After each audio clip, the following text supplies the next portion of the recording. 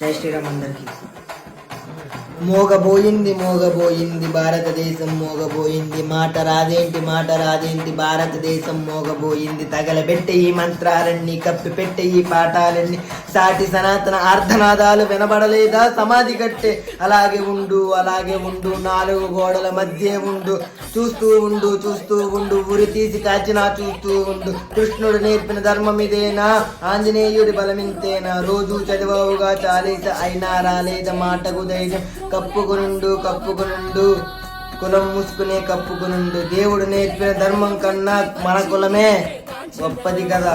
అందరు దేవుళ్ళు ఒకటే అన్నాడు, కల్లా ఒబ్బరని కాల్చి చంపాడు.